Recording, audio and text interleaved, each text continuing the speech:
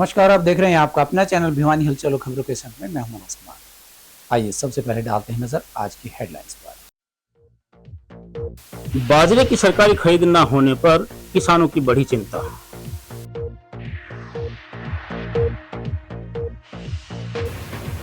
प्रशासन ने लघु सचिवालय में गंदगी पर लिया संज्ञान।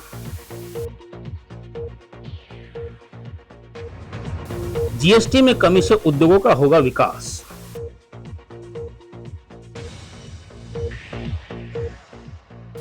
बाजरे की खरीद शुरू नहीं हुई तो 29 को अनाज मंडी में होगा प्रदर्शन। सीबीएसई के शिक्षकों के लिए in house life skill training का आयोजन। नवरात्रों में विभिन्न मंदिरों में उमड़ रही है श्रद्धालुओं की भीड़। और अब खबरें विस्तार से। न्यूनतम समर्थन मूल्य पर बाजरे की सरकारी खरीद न होने से किसानों व आड़तियों की परेशानी बढ़ गई है। अनाज मंडी प्रधान भूरू बंसल ने सरकार की नीतियों को लेकर नाराजगी जाहिर की।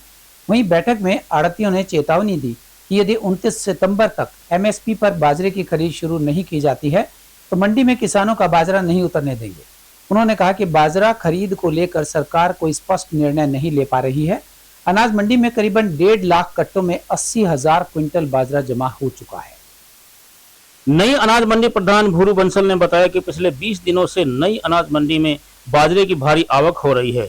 अब तक करीबन 1.5 लाख कट्टों में लगभग 80,000 क्विंटल बाजरा मंडी में जमा हो चुका है, लेकिन खरीद शुरू न होने के कारण अनाज खराब होने की कगार पर है। उन्होंने कहा कि किसानों के सामने अगली फसल की बुआई का समय है और उन्हें खाद, बीज, अन्य कृषि खर्चों के लिए पैसों की तत्काल जरूरत है। ऐसे में बाजरे की बिक्री ही उनकी आर्थिक जरूरतें पूरी करने का प्रमुख साधन है, लेकिन सरकार खरीद शुरू न होने पर किसान मजबूरी और परेशानी झेल रहे हैं। प्रधान बंसल ने कहा कि सरकार ना तो बाजरे की खरीद कर रही है और ना ही इसे लेकर कोई स्पष्ट निर्णय सुना रही है। इस अनिश्चितता से मंडी का कामकाज ठप होने की स्थिति में पहुंच गया है। आज मंडी में बाजरे की लेवल बहुत ज्यादा जोरों पर है। 20 दिन से मंडी में किसान अपना बाजरा ले रहे हैं सरकारी खरीद के ऊपर। सरकार का भाव है 2775 रुपए क्विंटल। 625 रुपए सरकार ने भाव अंतर देने की घोषणा कर रखी है। 2150 रुपए का भाव से गवर्नमेंट किसानों का बाजरा खरीदेगी। आज से गवर्नमेंट ने भाव निकाला 2200 रुपए और 575 रुपए बोनस। सरकार ने तो बाजरा ले रही, न मना कर रही। हम इसलिए बड़ा भारी परेशान है। मंडी में 1.5 लाख कट्टे मतलब 75-80 क्विंटल बाजरा मंडी में पड़े हुआ है। किसान भी बड़े भारी परेशान है। किसानों की बुआजी का सीजन आ गया, सरसों का बीज भी चाहिए, खाद भी चाहिए और तेल पानी के लिए पैसे भी चाहिए। न तो गवर्नमेंट ले रही, न गवर्नमेंट मना करी। हमको बड़ा भारी परेशान कर रखे। हम सरकार से यही मांग करते हैं, अगर आपको बाजरा नहीं लेना है तो हमें किसानों को बता दीजिए। अगर हमने बाजरा नहीं लेना और भाव अंतर देना है, हम किसान अपना बाजरा कहीं भी बेचे, पैसे भी ले जाए, उसको वापिस उठवा देंगे या किसान अपना बाजार भाव में जो बाजरा होगा बेच के चला जाएगा। लेकिन यहाँ कल क्या किया, डीएम साहब आए हुए थे, एक गुरु प्रकाश परचेजर है, उनको रात को 8 बजे 3 ढेरी मंडी में बाजरा मांड के सफेद 3 ढेरी होगा 60-70 क्विंटल। ये आज की हिदायतानुसार एफएक्यू बाजरे की खरीद करने के लिए एचडब्ल्यूसी एजेंसी की तरफ से मैं यहाँ तैयार हूँ, परंतु आड़तियों ने एजुकेशन कर रखा है कि सारा बाजरा हमारा जितना भी है, चाहे वो कुछ डिस्कलर है, डैमेज है, वो सीधा भरा जाए तभी हम खरीद कराएंगे, अन्यथा नहीं कराएंगे।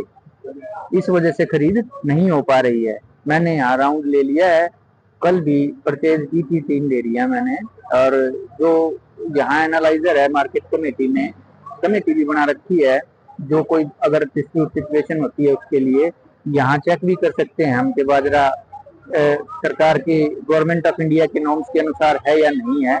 जितना भी बाजरा गवर्नमेंट ऑफ इंडिया के नॉर्म्स में है वो खरीद करने के लिए हम तैयार हैं, और परंतु ये जो आड़ती हैं ये खरीद नहीं करा रहे हैं। ये इनकी एजिटेशन है कि सीधा चाहे वो डिस्कलर है, डैमेज है, कैसा भी है, वो बिल्कुल वही खरीदा जाए। सेवा पखवाड़े के तहत नगराधीश अनिल कुमार की देखरेख में लघु सचिवालय परिसर में स्वच्छता अभियान चलाया गया। नगराधीश ने लघु सचिवालय कैंटीन संचालकों को निर्देश दिए कि वे कचरा डालने के लिए डस्टबिन रखें और उसी में कचरा डालें। वहीं उन्होंने कैंटीन पर आने वाले लोगों से भी कचरा इधर उधर ना डालने की अपील की। इस दौरान सफाई निरीक्षक विकास देशवाल मौजूद रहे। 17 सितंबर से सेवा पखवाड़े के तहत विभिन्न विभागों द्वारा अलग अलग कार्यक्रम आयोजित किए जा रहे हैं। शहरी स्थानीय निकाय द्वारा स्वच्छता अभियान चलाया जा रहा है। लघु सचिवालय परिसर में कुछ जगहों पर कचरा होने पर डीसी साहिल गुप्ता ने तुरंत संज्ञान लिया और नगर परिषद को लघु सचिवालय परिसर में स्वच्छता अभियान चलाने के निर्देश दिए। नगराधीश अनिल कुमार की देखरेख में नगर परिषद के सफाई कर्मचारियों ने लघु सचिवालय परिसर में विभिन्न जगहों पर कचरे का उठान किया। नगराधीश ने कैंटीन संचालकों को निर्देश दिए कि वे अपनी दुकान के पास डस्टबिन रखें और उसी में कचरा डालें। नगराधीश ने लघु सचिवालय कैंटीन में आने वाले लोगों से भी कचरा इधर उधर न डालने की अपील की। ये कल समाधान शिविर में हमारे पास ये शिकायत आई थी कि हमारे मिनी सचिवालय में कुछ कुछ जगह बनी हुई है जहाँ पे लोग कूड़ा डाल रहे हैं, तो इसी को लेके अभी ये निरीक्षण किया गया है। तो इसमें हमारे साथ ये एमसी से भी सैनिटरी इंस्पेक्टर विकास हैं, वो भी हैं। तो जो बाहर की सफाई का जो है अपने मिनी सचिवालय में बिल्डिंग के बाहर का जो है वो एमसी ही देखती है, तो उनके साथ इसलिए निरीक्षण किया गया। हमने जो पॉइंट देखे वहाँ पे डस्टबिन कुछ पॉइंट्स पे नहीं थे, तो वहाँ डस्टबिन रखवाए जा रहे हैं। इसके अलावा जो जो नियमित इनका स्टाफ है जो सफाई के लिए आता है, तो उनका भी एक रिपोर्टिंग का प्रॉपर एक मैकेनिज्म बनाया जाएगा, जिससे कि ये चीज़ आगे ऐसा नहीं हो कि ये पॉइंट वहाँ से फिर से निरीक्षण के बाद वापस वैसा होने लग जाए। तो एक सिस्टम से बनाया जाएगा इसके लिए डीएमसी साहब से मैं बात करूंगा कि ये पॉइंट आप जो बता रहे हो कि जो यहाँ से ट्रकों में जाता है आगे वो फिर सड़कों पे फैलता है, तो वो कवर्ड तरीके से जाए, उससे भी नहीं प्रदूषण हो ना गंदगी हो, तो उसके लिए भी आगे।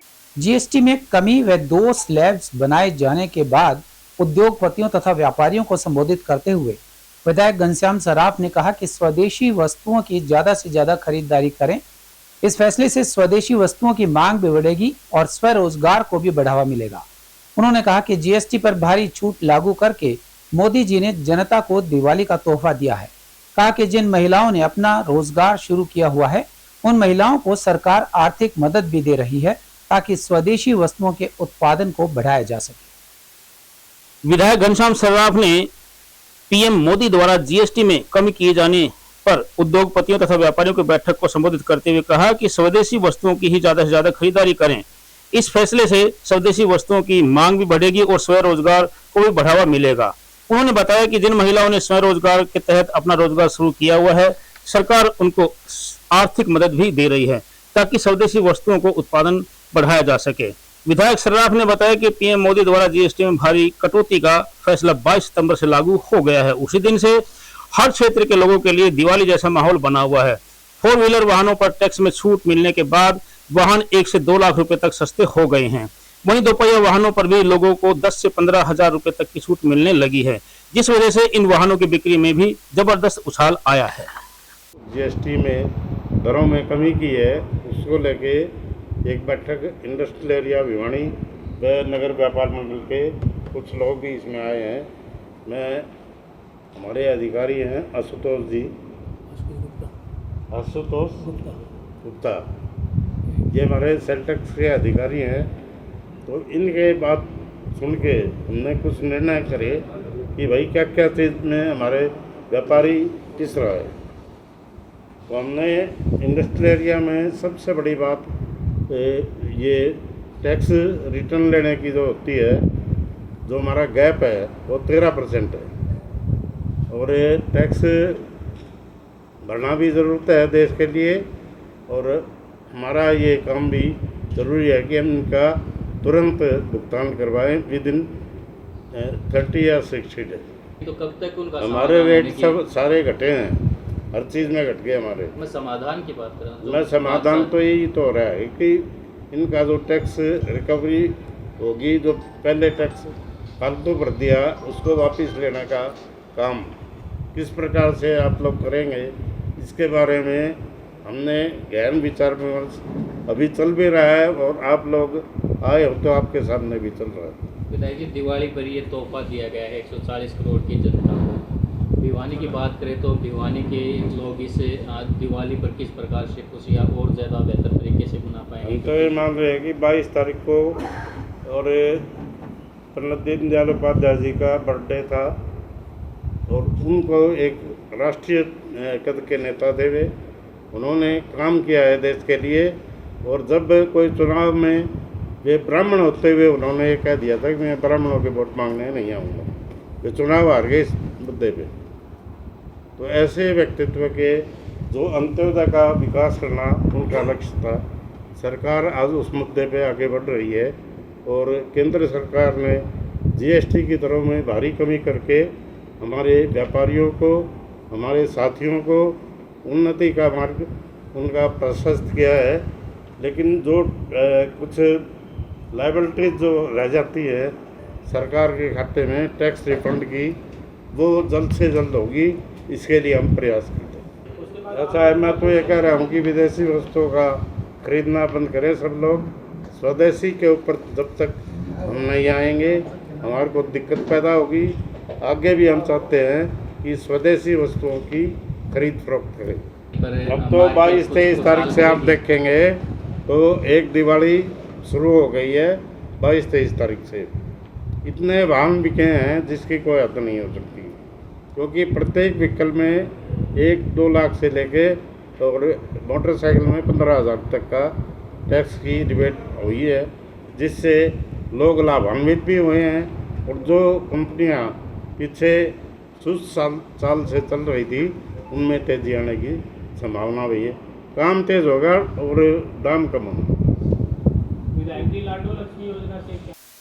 बाजरे की सरकारी खरीद में देरी को लेकर किसानों का गुस्सा भड़क गया। भारतीय किसान यूनियन चढ़ूनी ने प्रदर्शन कर चेतावनी दी कि यदि 29 सितंबर तक खरीद शुरू नहीं होती है तो अनाज मंडी के मुख्य द्वार पर ताला लगाकर सड़क जाम कर देंगे। जिला अध्यक्ष राकेश आर्य के नेतृत्व में किसानों के एक प्रतिनिधि मंडल ने जिला खाद्य एवं आपूर्ति नियंत्रक अधिकारी योगेश शर्मा से मुलाकात कर बाजरे की सरकारी खरीद को तुरंत प्रभाव से शुरू करवाने की मांग की।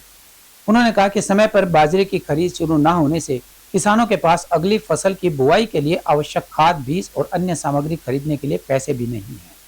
भारतीय किसान यूनियन चढ़ूनी के जिला अध्यक्ष राकेश आर्य ने अधिकारियों के सामने किसानों की परेशानियों को विस्तार से रखा। उन्होंने कहा कि बाजरे की फसल तैयार हो चुकी है और किसान इसे मंडी में लेकर आ रहे हैं, लेकिन सरकारी खरीद नहीं हो रही है। इस वजह से उन्हें अपनी उपज औने पौने दामों में निजी व्यापारियों को बेचनी पड़ रही है, जिससे उन्हें भारी नुकसान हो रहा है।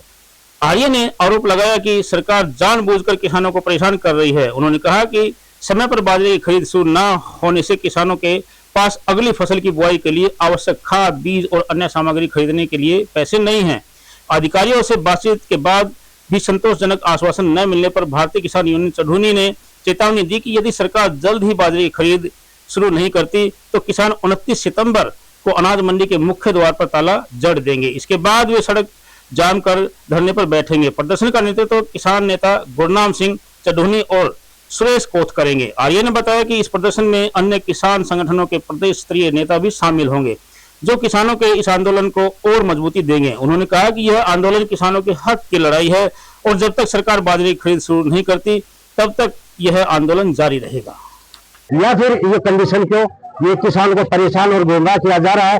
यदि सरकार ने हमारी मांग नहीं मानी, यदि आज से खरीद शुरू नहीं हुई तो सोमवार को हम यहाँ पे सभी संगठनों की किसान पंचायत बुलवाकर और आर पार की लड़ाई लेंगे और बहुत बड़ा आर पार की लड़ाई लड़ने का फैसला लेंगे।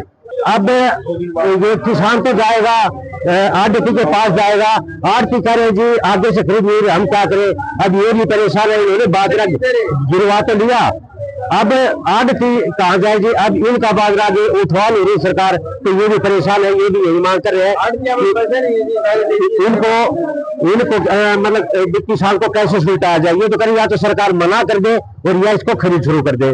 और दूसरा मैं आपको और बता दूं, कल मेरी गुरु प्रसाद से बात हुई थी फोन पर 4 बजे के आसपास। उन्होंने कहा था जी हम आज से खरीद शुरू करवाएंगे और रात को 8 बजे मैं सुबह आया, रात को 8 बजे 3 ढेरी खरीद दी है। और मैंने कहा कि हलवासिया विद्या विहार में कैपेसिटी बिल्डिंग ट्रेनिंग के तहत शिक्षकों के लिए in house life skills training का आयोजन किया गया। रिसोर्स पर्सन अनिल कुमार अरोड़ा और डॉक्टर आशु जैन ने टीम वर्क, तनाव, नेतृत्व क्षमता एवं रचनात्मक प्रबंधन जैसे विषयों पर समूह चर्चा और गतिविधियों के माध्यम से शिक्षकों का मार्गदर्शन किया। प्राचार्य विमलेश आर्य ने कहा कि इस प्रकार के प्रशिक्षण से शिक्षकों की शिक्षण पद्धति समृद्ध होती है और विद्यार्थियों को 21वीं सदी की चुनौतियों के लिए बेहतर ढंग से तैयार करने में मदद मिलती है। इस प्रशिक्षण में सभी स्टाफ मेंबर्स ने बढ़ चढ़कर हिस्सा लिया। हलवासिया विद्या विहार में सीबीएसई बोर्ड के निर्देशानुसार कैपेसिटी बिल्डिंग ट्रेनिंग के तहत प्रशिक्षण के दौरान रिसोर्स पर्सन डॉक्टर आशु जैन ने टीम वर्क, तनाव, ज्ञान निपुणता, नेतृत्व क्षमता, रचनात्मकता प्रबंधन, सकारात्मक दृष्टिकोण और भावनात्मक संतुलन, जीवन कौशल में योग्यता निर्माण जैसे विषयों पर समूह चर्चा और गतिविधियों के माध्यम से शिक्षकों का मार्गदर्शन किया। उन्होंने ऊर्जावान तरीके से प्रेरणादायक, प्रेरक प्रसंग, रोचक कहानियां और व्यवहारिक घटनाओं के माध्यम से शिक्षकों में सृजन क्षमता को विकसित करने का प्रयास किया। दूसरे रिसोर्स पर्सन अनिल अरोड़ा ने 21वीं सदी के कौशलों, आत्म प्रबंधन, अधिगम, साक्षरता के जीवन कौशल और संयोगात्मक अधिगम, समस्या समाधान, निर्णय क्षमता पर विस्तार से चर्चा की। उन्होंने सहज व सरल तरीके से शिक्षकों को प्रोजेक्टर पर हैंड आउट्स के माध्यम से लाइफ स्किल्स एडवांस पर ज्ञानवर्धक जानकारी देते हुए अनेक प्रश्न किए। कई प्रकार की हैंड्स ऑन गतिविधियों के माध्यम से भी प्रशिक्षण दिया गया। आचार्य सव्य सचिन भारद्वाज ने कहा कि इस प्रकार की कार्यशालाएं न केवल विद्यार्थियों की शैक्षिक सफलता में सहायक सिद्ध होंगी, बल्कि उनमें सृजनात्मक विकास को भी प्रोत्साहन मिलेगा। विद्यालय प्राचार्य विमलेश आर्य ने कहा कि इस प्रकार के प्रशिक्षण से शिक्षकों की शिक्षण पद्धति समृद्ध होती है और विद्यार्थियों को 21वीं सदी की चुनौतियों के लिए बेहतर ढंग से तैयार करने में मदद मिलती है। आज विद्यालय में सीबीएसई की गाइडलाइन के द्वारा जो टीचर्स को 50 घंटे की ट्रेनिंग कंपलसरी होती है एक साल में, उसके लिए इन हाउस ट्रेनिंग चल रही है। रिसोर्स पर्सन के रूप में श्री राम इंटरनेशनल स्कूल बहल से डॉक्टर आशु जैन आए हुए हैं और गवर्नमेंट मॉडल संस्कृति स्कूल भिवानी से अनिल जी आए हुए हैं। ये टीचर्स को टाइम के अकॉर्डिंग तैयार करने के लिए ट्रेनिंग होती है। Capacity building program in house training आज चल रही है। इसमें पूरे विद्यालय के लगभग 90 टीचर्स भाग ले रहे हैं। इस ट्रेनिंग का लाभ ये होता है कि टीचर्स आज के संदर्भ में बच्चों को किस प्रकार से हैंडल करें, किस प्रकार से गाइड करें, नए जो चैलेंजेस आ रहे हैं उनको किस प्रकार से फेस करें, और जो आजकल सोशल मीडिया का ज़माना है उसको भी अपडेट कैसे करें ताकि क्लास में एक हेल्दी एनवायरनमेंट बने और बच्चे संस्कारित हों। इस प्रकार का ये कार्यक्रम सीबीएसई की तरफ से न्यू एजुकेशन पॉलिसी में ये सीबीएसई नई दिल्ली द्वारा सीबीएसई एफिलिएटेड सभी स्कूलों में सभी टीचर्स के लिए 50 घंटे की ट्रेनिंग अनिवार्य कर दी गई। यह ट्रेनिंग हर एक टीचर को साल में पूरी करनी है। हालांकि हमारे टीचर्स बहुत नॉलेजेबल हैं, बहुत ही ज़्यादा स्मार्ट भी हैं, टेक्निकल वर्क भी बहुत अच्छा आता है, बट इस ट्रेनिंग के माध्यम से उनके अंदर और भी ज़्यादा सुपीरियरिटी लाने के लिए और भी ज़्यादा स्किल्स डेवलप करने के लिए ये ट्रेनिंग करवाई जा रही है।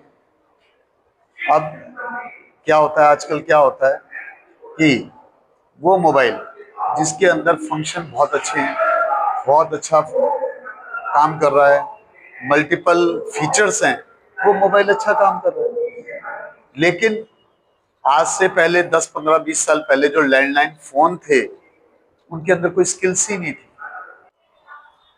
बहुत लंबे समय से शिक्षा में परिवर्तन की बात सुनते आ रहे हैं, लेकिन अब वो वक्त आ गया है जब सचमुच बदलाव किया जा रहा है। हमारी सरकार द्वारा न्यू एजुकेशन पॉलिसी लॉन्च की गई थी, लेकिन अभी उसे इम्प्लीमेंट करने के लिए एक बहुत बड़ा आमूलचूल परिवर्तन आवश्यक है, और उसके लिए सबसे पहले बच्चों को वो शिक्षा से अवगत कराने से पहले सभी अध्यापकों को उससे अवगत होना जरूरी है। उसी के तहत हमारे सीबीएसई सीबीपी के कार्यक्रम, जैसा अभी सर ने बताया, हमारे आज के रिसोर्स पर्सन श्री अनिल अरोड़ा जी और आशु जैन जी, उन्होंने बताया कि आज जो सीबीएसई सीबीपी है वो एक्चुअल में अध्यापकों के लिए 50 घंटे की एक ट्रेनिंग है, जिसकी वजह से ये जो शिक्षा नीति में बदलाव है इसे इम्प्लीमेंट किया जाएगा। शारदीय नवरात्रि पर छोटी काशी के सभी मंदिरों को सजाया गया है, पर इन मंदिरों में श्रद्धालु प्रत्येक नवरात्रि पर विधि विधान से पूजा अर्चना कर रहे हैं। देवसर धाम के पुजारी कंवरपाल ने बताया कि मंदिर में हर रोज 250 से 300 अखंड ज्योत जलती हैं। जो भी श्रद्धालु सच्चे मन से मन्नत मांगते हैं उनकी मनोकामनाएं पूर्ण होती हैं। बताया कि नवरात्रों में देश व विदेशों से भारी संख्या में भक्त आते हैं। मंदिर परिसर में श्रद्धालुओं के ठहरने और भोजन की निःशुल्क व्यवस्था की गई है। पुलिस अधिकारी रमेश ने बताया कि श्रद्धालुओं की सुरक्षा को लेकर पुलिस के 100 जवान तैनात किए गए हैं। पुजारी कंवरपाल ने देवसर माता मंदिर के प्राचीन इतिहास को दोहराते हुए बताया कि यह मंदिर लगभग 800 साल पुराना है और इसका इतिहास पांडवों के वंशज सुल्तान सिंह से जुड़ा हुआ है, जिन्होंने ओस्ता खेड़ा को दोबारा बसाया और इसका नाम देवसर रखा। देवसर माता मंदिर में आकर सच्ची श्रद्धा से मन्नत मांगने वालों की मुरादें पूरी होती हैं। श्रद्धालु यहाँ पेट के बल लेटकर आते हैं और माता की कृपा उन्हें प्राप्त होती है। उन्होंने बताया कि मंदिर परिसर में श्रद्धालुओं के ठहरने और भोजन की निःशुल्क व्यवस्था है। देवसर धाम ट्रस्ट मंदिर के कामकाज को सुचारू रूप से चलाने के लिए जिम्मेदार है। पुलिस अधिकारी रमेश ने बताया कि देवसर मंदिर में पुलिस अधीक्षक के आदेशानुसार चाक चौबंद सुरक्षा व्यवस्था की गई है। यहाँ पर सीसीटीवी कैमरों और पैनी नजर रखी जा रही है। वह सिविल ड्रेस में खाकी भी अपनी नजर रख रही है। रमेश ने बताया कि श्रद्धालुओं की सुरक्षा को लेकर पुलिस के 100 जवान तैनात किए गए हैं ताकि किसी भी प्रकार की छीना झपटी या जेब कतरों से श्रद्धालुओं को बचाया जा सके। वहीं भोजावाली देवी मंदिर, पहाड़ी माता मंदिर, काली मंदिर व दुर्गा कॉलोनी स्थित अनेक मंदिरों में पूजा चल रही है। सबसे पहले तो सभी भक्तों को नवरात्रों की हार्दिक शुभकामनाएं देता हूं और माता रानी से कामना करता कि सभी भक्तों की मनोकामना पूर्ण करें। और माता रानी के नवरात्रे चले हुए हैं, इसमें भगत अपनी मन्नत मांगने के लिए यहाँ आते हैं। आप देख रहे हैं कि माता रानी के पहले नवरात्रे से भीड़ शुरू हो गई थी और 10वीं तक यहाँ भीड़ रहेगी। और माता रानी के नवरात्रों के लिए बहुत सी अच्छी व्यवस्थाएं कर दी गई हैं ट्रस्ट के द्वारा, पुजारी गणों के ट्रस्ट के द्वारा। और ट्रैफिक, पानी, बिजली, लाइट सब व्यवस्थाएं यहाँ, धर्मशालाएं, खाना, भोजन सब की व्यवस्थाएं माता रानी के भवन में सभी भक्तों को निःशुल्क मिलेगा। देखो, अब की बार माता रानी के नवरात्रे 10 हैं। अब की बार एक नवरात्रा बढ़ा हुआ है, 2 तीज थी। और ये बहुत ही हमारे धर्म ग्रंथ में शुभ माने गए हैं। और जब भी 10 नवरात्रे आए तो बहुत ही मंगल कामनाएँ होती हैं, जो भी सभी भक्तों की बहुत ही अच्छी मनोकामनाएँ पूरी होती हैं। देवसर धाम में अखंड ज्योत का एक बहुत ही महत्व है। देवसर धाम में जितनी आपको ज्योत मिलेंगी, मेरे हिसाब से कहीं मंदिर में आपको मिलेंगी। और यहाँ जो अखंड ज्योत माता रानी के जलाते हैं, लोग मन्नत मांगते हैं, वो सभी की मनोकामना पूर्ण होती हैं। यहाँ परमानेंट भी जो चलती हैं ज्योत, 250 से 300 ज्योत परमानेंट भी चलती हैं और हजारों ज्योत नवरात्रों में यहाँ माता रानी के दरबार में चलती हैं। हाँ, माता रानी प्रकट हुई थी, सोने की प्रतिमा यहाँ विराजमान है, जो यहाँ 700 साल प्राचीन है। और ये जब से ही है उसी टाइम से यहाँ आज भी प्रतिमा है और ये खास विशेषता यहाँ की है। जय माता दी सभी भक्तों को शारदीय नवरात्रों की हार्दिक शुभकामनाएं। मैं देवसर धाम से श्री विक्रम पुजारी। और देवसर धाम का इतिहास तकरीबन 800 साल पुराना है। यहाँ पर माता रानी साक्षात प्रकट हुई थी। यहाँ पर तकरीबन 800 वर्ष पहले यहाँ पर भंवर सिंह नाम का बंजारा गौवे चराने के लिए यहाँ पर आया था और उसकी कुछ गाय गुम हो गई थी, तो उसने सभी जगह नहीं मिली, तो हार थक के वो पहाड़ी के नीचे विश्राम करने लग गया। तभी उसको सौपन, जैसे ही वो विश्राम करने उसको नींद आ गई। सौपन में माता रानी ने उसे दर्शन दिए और ये बोला, पहाड़ी में एक मेरी प्रतिमा है, आप उसको स्थापित करवाओ, तभी ये गांव भी आबाद होगा। तभी बंजारा वहाँ पर जैसे ही सुबह प्रतिमा के पास पहुँचा गुफा में, तो माता रानी ने साक्षात दर्शन दिए और माता रानी ने ये बोला कि ओछत खेड़ा परिवार से मेरे सदस्य आएंगे, वो मेरी पूजा पाठ करेंगे। और तभी से यानी भंवर सिंह नाम का बंजारा ओछत खेड़ा परिवार से सदस्य लेकर आया यहाँ पर पुजारी, तभी से पीढ़ी दर पीढ़ी यहाँ पर पूजा पाठ करते हैं। दुर्गा कॉलोनी में स्थित प्राचीन मंदिर देवी मंदिर में जोत जलाने आए श्रद्धालुओं ने कहा कि माता रानी सब पर कृपा करती है। उन्होंने बताया कि आज नवरात्रों का 6वां दिन है, लेकिन स्कंद माता की पूजा अर्चना की जा रही है। वहीं विद्वानों का कहना है कि कमल पर आसीन स्कंद माता 4 भुजाओं वाली देवी है। और इसकी पूजा करने पर कार्तिकेय भगवान की पूजा स्वतः ही हो जाती है। मेरी सभी से पहले तो सभी को जय माता दी। हमारे यहाँ मंदिर के अंदर अब की बार 850 जोत जो है प्रज्वलित की गई है, जो कि दूर दराज से भक्त लोग आते हैं, जिनकी मनोकामना पूरी होती है वही भक्त यहाँ माँ भगवती के चरणों में अखंड दिया लगाते हैं 9 दिन के लिए। अब की बार बड़ी खुशी की बात है, एक नवरात्रा बढ़ा हुआ है, हमको बहुत खुशी है। आज जो है चौथा नवरात्रा मना रहे हैं यहाँ पे, जो कि कुसमांडा देवी के नाम से करा जाता है। और हमसे सबसे बड़ी खुशी की बात यह है कि यहाँ काफी दूर दराज से जो भी भक्त मन के अंदर सच्चे मन से जो भी श्रद्धा पूर्वक माँ से प्रार्थना करता है, माँ मेरा ये काम पूरा हो जाए, कोई बच्चे मांगता है, कोई नौकरी मांगता है, कोई अपना काम धंधा मांगता है, तो माँ भगवती उनकी मनोकामना पूर्ण कर देती है। तो जी यहाँ पर मतलब जो है कभी कोई तो कनाडा से, ऑस्ट्रेलिया से, अमेरिका से, जो कि यहाँ से भक्त लोग जुड़े हुए, जो यहीं से मतलब उनकी माँ भगवती ने ही कही थी कि तुम विदेश जा रहे हो और वहाँ जा करके मेरे नाम की भी जोत का नाम लगा। मेरा नाम दिव्या है। मैं पिछले 11 सालों से यहाँ लगातार मंदिर में आ रही हूँ और ऐसी कोई भी बात नहीं है जो मेरी यहाँ मांगने पर पूरी नहीं है। कोई ऐसी मुराद नहीं है जो मैंने यहाँ माँ से मांगी हो, गुरु जी से मांगी हो, मेरी पूरी ना हुई हो। और मैं सभी से यही कहूंगी कि सभी जितना हो सके आप मंदिर में हाजिरी लगाएं। बहुत ही ज्यादा शक्ति है इस मंदिर में, माँ के खुले खुले दर्शन होते हैं, सभी की मुरादें पूरी होती हैं। जो कोई भी यहाँ आता है कभी कोई खाली नहीं, ना तो गया है और ना कभी जाएगा। सच्चा दरबार है माँ का, खुला दरबार है, कोई रिश्वत नहीं, कोई आपसे मांग नहीं, कोई कुछ नहीं, सिर्फ एक श्रद्धा की भूखी, भाव की भूखी है माँ। जो कोई भी आएगा उसकी मनोकामना पूरी होगी। जय माता दी। और अब चलते चलते पंडित दीनदयाल उपाध्याय किसी व्यक्ति का नहीं, एक विचारधारा का नाम है, एक व्यवहार के प्रतीक का नाम है, मानव कल्याण की सोच का नाम है, संस्कृति के आधार पर राष्ट्र को मजबूती से आगे बढ़ाने का नाम है।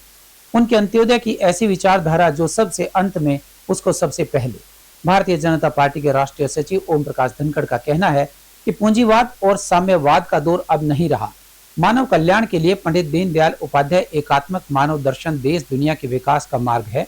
एकात्मक दर्शन में केंद्र में व्यक्ति, व्यक्ति से परिवार, परिवार से समाज, समाज से राष्ट्र और राष्ट्र से विश्व और फिर अनंत ब्रह्मांड के कल्याण का मार्ग है। धनखड़ ने कहा कि मोदी सरकार के सेवा काल में देश के नागरिकों के जीवन स्तर में बड़ा सुधार आया है।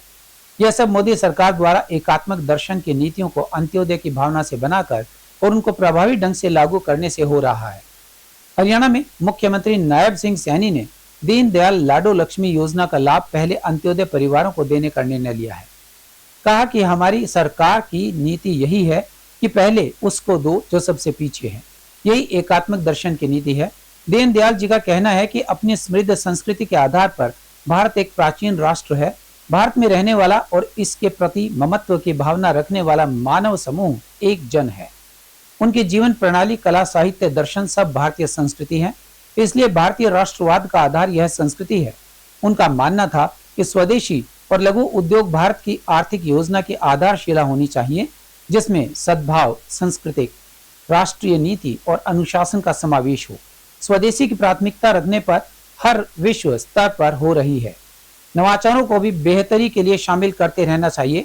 उनका विचार था कि आर्थिक विकास का मुख्य उद्देश्य सामान्य मानव का सुख है। और अब जाने से पहले एक नजर आज की हेडलाइंस पर।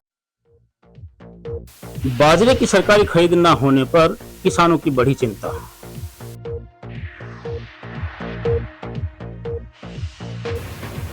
प्रशासन ने लघु सचिवालय में गंदगी पर लिया संज्ञान। जीएसटी में कमी से उद्योगों का होगा विकास।